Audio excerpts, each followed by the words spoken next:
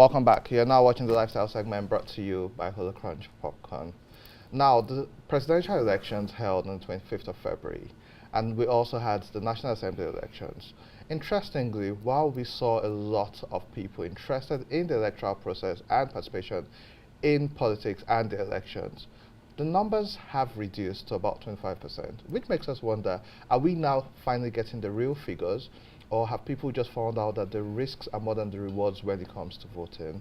Also in the results, it's troubling to see that the number of women in the National Assembly is reducing. So in the Senate, for instance, out of about 7 of them in the Senate, only 3 of them have retained their seats. And so we went from 7% of women in the National Assembly to 4.5, and now it's below 4%. So we have about 2 point something, about 3%. So we need to have a conversation about our numbers. How realistic are they? What role do they have to play? And also the role of technology and data in our elections.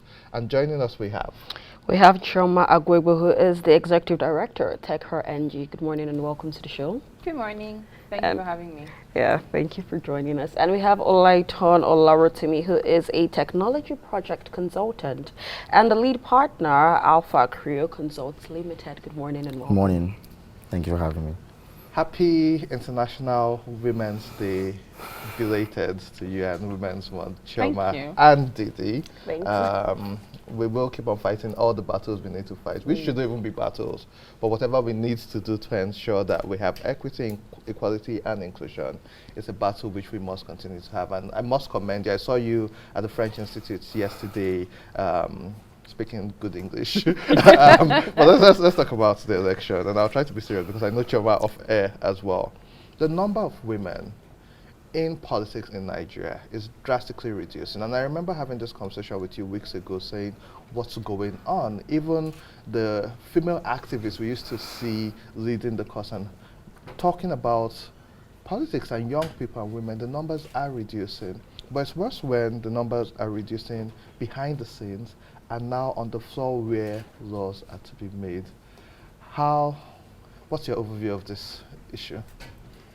First of all, you have to think about the way the country views women, right? I think sometimes we come to elections and we expect miracles, but there's a lot of bad behavior that happens before the elections. For instance, on the 8th, which was Wednesday, I was at the French embassy, and there was a conversation around this year's theme for International Women's Day, and I said to the ambassador that just last year, same day last year, on the 8th of March 2022.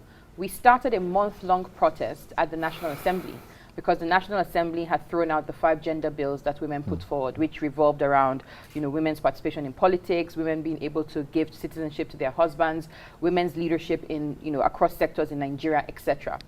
And we reaped the fruit of that exclusion in the National Assembly results we've just seen, in this election. So it's like you can't pluck women out of thin air. You can't say to women on the one hand, we don't recognize you enough to pass bills or to pass laws that will advance your cause in this country, and then you expect them to increase. And so a number of people have been asking me, so where do we go from here? And I don't know. The way you're asking me is the way I'll be asking you, because when there were 7 women in the Senate, we weren't able to get 5 gender bills through. Now there are 3. As a matter of fact, some of them lost their seats, and we have, I think, 1 or 2 new entrants. So it's, first of all, you have brand new legislators who are going to be even more isolated because you have 3 out of 109. So I don't really know where we're going. As far as the activism is concerned, I think sometimes we expect superhuman strength from women. And while women are strong, you cannot put the burden of an entire country on women year after year and expect that people won't get tired. We were protesting last year for the whole month, literally going to the National Assembly. People's jobs were suffering. People literally left their states and came to Abuja and they were protesting. And then the National Assembly spoke to some of the leaders of the movement and said, yes, we're going to put these bills back into the Constitution Amendment thing. And they didn't. So this year, what do you want people to do? This is a country that's seen 2 recessions, right? And everyone's thinking now, like, how do I feed my family? How do I feed myself? So are there still women working on the sidelines, on the front lines of activism and trying to get women interested in politics and getting them to engage? Yes. But we must acknowledge that if Nigeria doesn't want to let women If Nigeria is not going to pass laws or have the political will to include women, then it's not going to happen. Olaitan, in your own view, what are your thoughts on this? I think a lot has to be done to encourage women participation in politics. I think from the grassroots, women have to be encouraged, to be part of the electioneering process, the elections itself, put themselves forward to, be elected into offices. It's quite disheartening to see or to know that it's just 3 women that, being voted in this last election. So I think women need to be encouraged in some sort of way. I don't even think it's encouraged. When you say encouraged, it sounds like they're doing us a favor. It makes economic sense. If you look at all the indices as far as women inclusion is concerned, it makes economic sense for Nigeria. So you then have to ask yourself the question, do the men understand what makes economic sense for the country they're supposed to be making laws for? Because otherwise, we won't keep having these conversations. I mean, there was an International Women's Day that legislators said the way to advance women was for the legislators to marry extra wives. We have the famous saying by our president about his wife being in the other room. This president-elect has also made reference to the other room. So you can't have those sentences and those situations on the one hand, and then on the other hand, expect there to be any serious form of advancement for women. So we have all the encouragement we need. We've gone from taking encouragement from Nigeria, we're now encouraging ourselves. But the country itself is problematic as far as, women in leadership is concerned. Let's talk about young people, because they also have a major role to play. And I'm glad no one talks about being the leaders of tomorrow anymore, because that's played out. We saw a lot of energy before the elections, and one of the revolutions of this generation, which I always speak about, is the Not Too Young to Run bill. We saw reasonable level of progress, and we knew it wouldn't happen immediately. That was before the 2019 elections. However, we saw a twist in the 2023 elections, where young people are now interested in who comes in, not even about participating. Yeah. But we see the election results, and you're seeing about 25% voter turnout. Do you feel that this is as a result of the people, systems, or technology? I think with the new electioneering process, it's come with a change.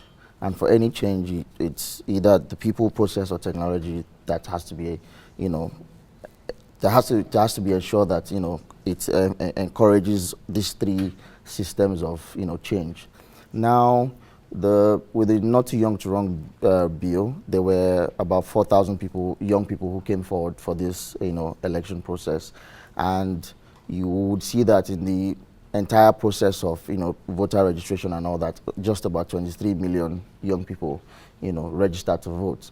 However, these elections have shown us that with those numbers, we still didn't see enough people either come out to vote or young people being elected into offices.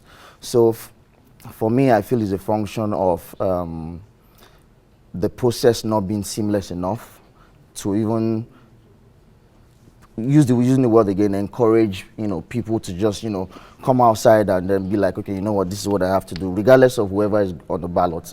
Now we see that some of that momentum is gained in states like Lagos, FCT, or your state, where people are actually voting persons and not parties. However, we need this sort of coverage across the country, because when you vote in people who you feel you can put your hands on and tell them, okay, I know this person, I know what he has done or what he can do, then we can have a change in the system or in the people that come out to be like, okay, I'm going to contest for this position or not. Because if we don't do that, then we find out that we have the same set of people coming out, to be voted in for offices regularly. I'll give you another stat. This election saw us, with the lowest number of votes for a presidential election. I mean, it's over the years we've seen. President Olusegun Obasanjo had 69%. President-elect Asiwaju Bola Ahmed Tinubu is having 23 point something percent. It is low. The margins are dropping, and we need to ask ourselves why. The question why are these margins dropping, and what we need to do to encourage voting and young people coming out to vote, to either to be elected or coming out to actually exercise their franchise. Chama, do you agree with him that the process wasn't seamless enough, or those are ineffectual database in this country play a part in these figures? I agree with him about the process not being seamless. And this is because, we have the national identification number, we have BVN with the banks, we have our international passports. There's at least 3 or 4 methods of identification for Nigerians that only apply to people above the age of 18, which is the voting age. And so first you have to ask yourself the question, why do we put people through the torture of having to register, having to get a temporary card, then having to go exchange that temporary card for a permanent card, then they have to check for their names on a register, confirm that their names are there, then they need to check again to confirm that their names are at a polling unit, and you might be unlucky that a week to the election, INEC will announce, oh, we've redistributed you guys, and then you have to go back and check and find out where you've been redistributed to, and then the morning of election, you go to where you've been redistributed, and your name is actually not there. So you then start checking, oh, where do I go? And you end up going to about 4 or 5 polling units before you find a place to vote. This is the story of some people that I know. This is what happened to them during this election. Why bother? Again, I must remind you that Nigeria has had 2 recessions, right? In 2015, 1 egg was 10 naira. This is 2023. 1 egg is 100 naira. Yes. People would rather spend their time working to be able to afford eggs than queuing to register, to get a TVC, to get a PVC, to find their names and all of those types of things. That's number 1. Number 2, when people say turnout was low, I've been monitoring elections since 2011. I've either monitored in person or I've used various software to monitor. When you say turnout was low, in some polling units, you have 250 people, right? If you check the BVAS, its identification and accreditation process will typically do about 40 people per hour, 40. So you have 250 people at a polling unit, it will go well. You have some polling units with 900 people, and then INEC waltzes in there at noon. Not everyone's going to vote. So when you then say not enough people turned up, I think that's a little erroneous, because what you're actually capturing is the people who were able to vote, not the people who showed up to the polling unit. There were polling units, I remember someone, I'm not going to say her name, but she posted on Instagram, she was only able to vote about 1:30 a.m. And she had been there since, I think, 11 a.m. the previous day. At some point, she got angry, went home. Then she was like, no, I've already spent how many hours? Let me go back. So she went back. At some point, her daughter needed to go to bed. They took the daughter home. She came back, and she eventually voted at 1. How many people will stay till then? This lady has quite a bit of privilege, because she was at the polling unit with her nanny and her daughter. And then after a while, they took the nanny home. Then they brought her food, all those types of things. How many Nigerians can afford that type of thing? I saw someone who tweeted and said, in Lagos, she walked from she walked from Isolo to mile 12. Don't forget, there's no movement on election day. So you have to use your feet. She walked 4 hours. She was updating on Twitter as she was walking, because she said, I have to vote. How many people can do that? So for me, it's more about, is this an easy process for people? Is it seamless? Why can't we register online, and then you upload some of the data that the government already has on you, and then based on that, you get something? I think that's even more credible, because if you can prove, like, maybe you have a NIN, you have a BVN, you have all these types of things, you can just very easily confirm that information, and then we stop having, oh, they said he's a child. No, they said he's not a child, he's just short, and all those types of things, because you have multiple points of identification for these people. That's what I think.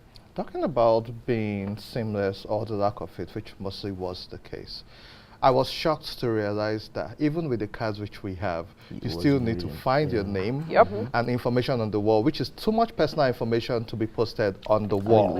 My card didn't work. Too much. And exactly. It had to be keyed into the system. I personally went to 8 polling units Yeah. to find my spot, 8, and I didn't get any text about redistribution. And then there were a lot of people whose names had disappeared from the list because the database was cleaned up. And then you had a system where after finding your name and seeing on the register, then you do your biometric, you check your fingerprint, then your face. And then the most interesting part is that they advised us so much of how to vote within the line, only to find out that the verification process was human eyes. Did it cross the line or not? Exactly. And then the IREV portal, anybody with minimum level of technology understands that that was poorly done. taking pictures and just uploading in a system where it cannot convert the text into PDF and compute. Anybody should be able to do it with about 300 billion. However, as we reel this in, what do you think should be done about the technological process which is being implemented to get people in the system and to make this process easier? Because it seems like it just increased the process as opposed to fixing it. We'll start with you, Rotimi. Just like Chioma said, there are so many other ways people can either get accredited or, in fact, vote. You know, we have NIPOST that's still functioning. In other norms, they use their postal systems to vote. According to NIBS, we have about 54 million people who have their BVN numbers, and then we have 92 million people who have their NIN. That's a lot. Yeah. You know, 92 million is the same number with people who actually registered to vote. So if you look at all those statistics and look at people who have actually gone ahead to do these things, you can either tell them, okay, go to your banks, go to your postal offices. We have churches, we have mosques in every local government in Nigeria, in every village, nook and cranny of Nigeria. Use them, use the religious houses, use the mosques, use the churches, get them to, you know, get people to sign up for this thing. And then you see a larger number of people coming out to be like, okay, you know what, I need to do this now. Like she said, people are bothered about what they're going to eat, how their families are going to survive and all that stuff. For them to even, I know people who at 2 p.m. on election day decide to, you know, open up their businesses. Hotels in Wuye, where I stay, started opening up at 3 and 4 because, I mean, they needed to survive. So we need to look inwards as regards the technology we want to adopt for people to either come out to vote or get accredited or whatever it is we need them to do. NIPOST is everywhere in the country. Though they say they still need help. I mean, there are over 3,000 postal offices across the country, 900 postal offices across the country. We have 774 local governments. That's enough. They can do the job right.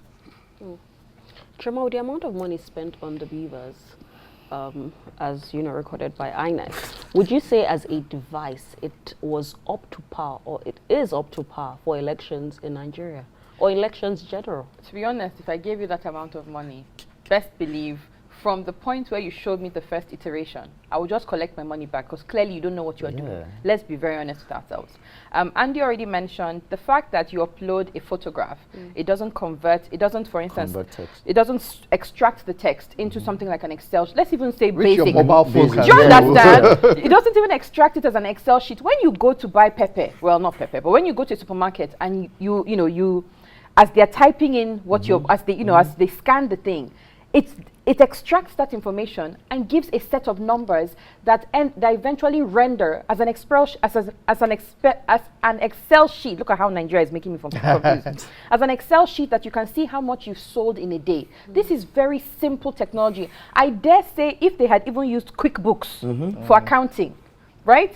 We would have much, much better numbers for this. For INEC to come out and say they spent 11 billion on plastic boxes, it's still baffling. Someone referred to them as egg roll boxes. Yeah, that's why I said, I said egg roll boxes. And you know, just what he was saying, if you do this thing in church, if you lock down your technology, right? And this is what I was saying to someone. If I send you a message on WhatsApp, no one else has access to that message. It will just come to you directly. If we lock down the technology, you can literally do what he said. People can vote. And you know, we're the only ones that do this party agent thing. Yeah. Which adds to the cost of elections. You know, I mean, well, we're not the only ones, but on the continent, we join a good number of other countries that, with not enough sense, that just line up people because all these party agents are not voting. Yeah. All of them are not voting. So that again reduces the number of people who are voting. But if you have a seamless process, if we say we want to use technology, let's use technology. If we don't want to use technology, let's have birds or bottles carrying the votes and ballot papers about. But if you lock down your technology, I think for me, elections are about trust. Elections are about trust. Elections are about integrity. Elections are about credibility. People need to believe that the outcome that has been produced reflects their choice, or reflects the choice of them and the people around them. I do not believe that there is a lot of trust in the result that we've just seen. And this is simply because, the technology was a problem. INEC talked a good game before the elections. And they kept on saying, we're deploying. It sounds sexy when you're saying those types of things. We will deploy technology. We have done this, we have done that. And then we come to the election, it's like, You could have just told us to What's come going with our on? pen and paper to be writing Yeah. this thing just as we've been doing before. Because if you say you want to eliminate the movement to the ward levels and to the LGA levels because we have uploaded this thing to a portal, therefore it is safe, it is sacrosanct. But then you look at what's been uploaded. Some of the people were uploading selfies. Yeah. I Some saw people were that. uploading SOS messages. Then you see something, there was even one I saw, a party had gotten, let's say, 200, another party had gotten 200, the total was 400, right? It had been so messed with, one party now had, let's say, 350, the other party had 0, the total was still 400 in numbers. On the side, the party still had 200 written out in words, 200 written out in words, and then 400 at the bottom. But the whole thing has been mangled.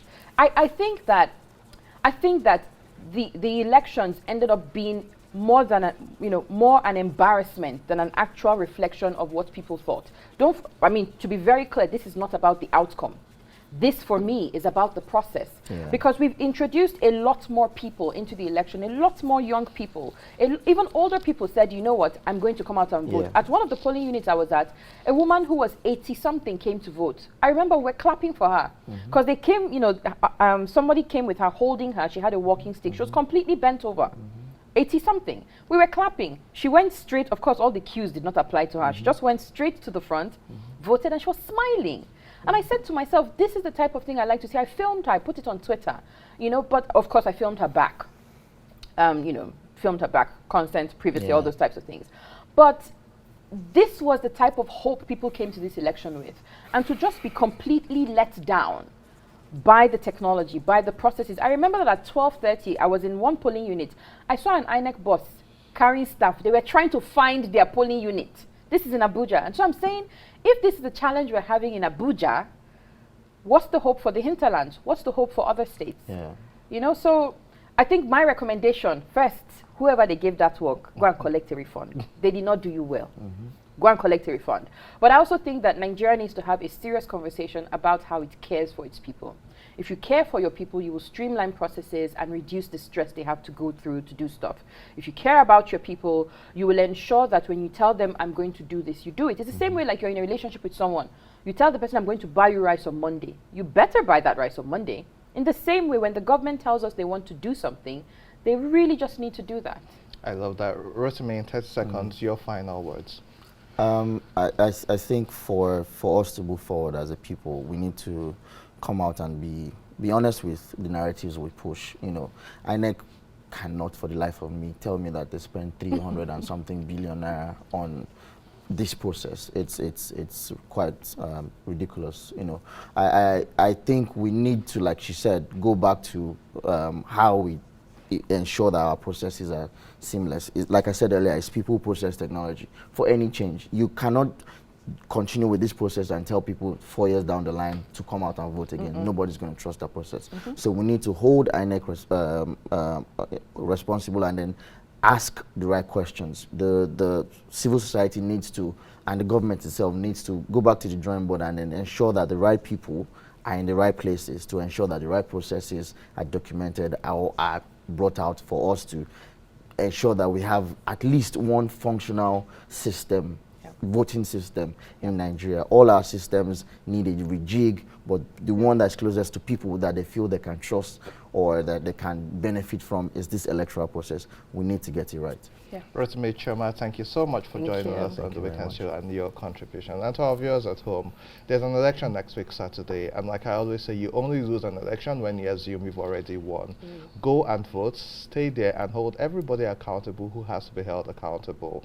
And we will continue to hold the system and institutions accountable. INEC, like I say, you have one job: do it right to restore hope and trust in the process. We'll take a quick break. When we return, more on the Weekend Show.